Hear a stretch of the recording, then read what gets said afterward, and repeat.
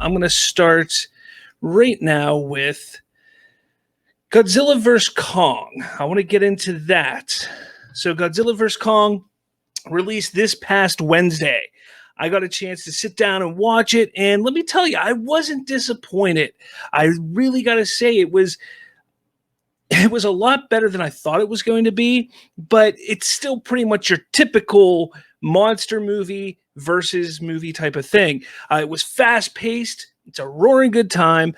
Although the story was lacking a little bit, the human characters just kind of felt a little out of place. You didn't need them, with the exception of a few characters here and there. But for the most part, the human characters weren't why we were watching this movie. The human characters are pretty much just there to try and I don't know really why. There's really no reason for them to be there. They could have just focused on the monsters. I mean, yes, I get that the human characters had to be the ones that are kind of pushing the story along because the monsters can't talk. But besides that, I thought it was a really, really good movie.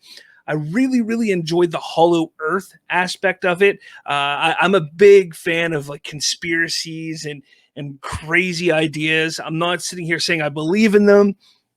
Look, flat Earth theory is ridiculous. I don't know why people believe it, but Hollow Earth theory, I actually think that's kind of cool. I'm not saying I believe it, but it's a cool theory. It's a cool thought. And the fact that they utilized that in the movie, the fact that they were pushing the thought that, hey, these kaiju, these monsters have their own kind of world that they come from, and it's in the center of the earth, I thought was really, really neat and really cool. The fight between Kong and Godzilla, there's two main fights that happen in the movie. And if you haven't seen it, go watch it because I think you'll enjoy it. There is actually a clear winner. There is somebody like they literally, there's a lot of people who are like, are they ever gonna show it? Is it just gonna be a draw? And no, there's a clear winner.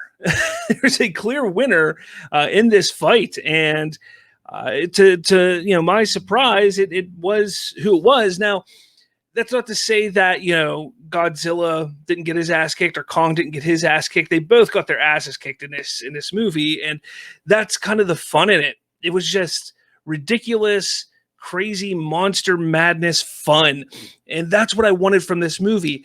I wasn't expecting there to be a crazy in-depth story with it, but I also didn't want it to just be a Transformers film, essentially, because let's face it, some of those Transformer movies have no substance, is all about the action, and even the action is lacking in them.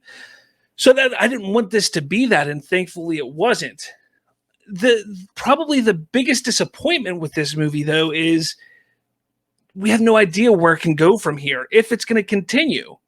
We've had that Godzilla movie, then we had Godzilla King of the Monsters, we had Kong Skull Island, then we had Godzilla vs. Kong. That's kind of this little mini universe here, and there's no direction after this film that makes you believe they're going to go anywhere else. I know that they brought in, and it's really not a spoiler, it's no surprise, they brought in Mechagodzilla into this.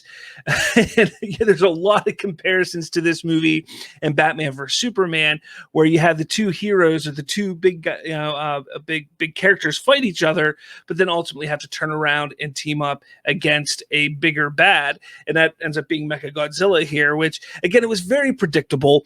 This whole entire film, I predicted months ago when I saw the first couple trailers. I was like, oh, well, this is what's going to happen. Now, there's some intricacies, the Hollow Earth aspect and stuff like that I didn't see coming, but overall, this movie is what it is. It is a fast-paced, roaring good time of a monster movie. That's what it is. So let me know in the comments below what you think. Let me know your thoughts on it if you got a chance to check it out. I hope you did, because I thought it was pretty cool. I'm looking forward. I hope they do more movies like this, because sometimes you need that mindless popcorn munching fun movie. You don't always have to have these intricate, mind-provoking films. And Godzilla vs. Kong is not that. It is just a good time. And that's what I really liked about it. Now, there is part of me that when watching it, I'm like, It seems like they wanted to do a little more here. It seems like they wanted to do a little more here. And you start to wonder, what did they cut out and why did they cut it out? Because I think that they should have put some things in it that lead to something else and lead to what's coming. It is a very short movie. It's a little under 2 hours, which was shocking to me. But check it out, guys. It's on HBO Max. If you have HBO Max, check it out. No extra fee for it.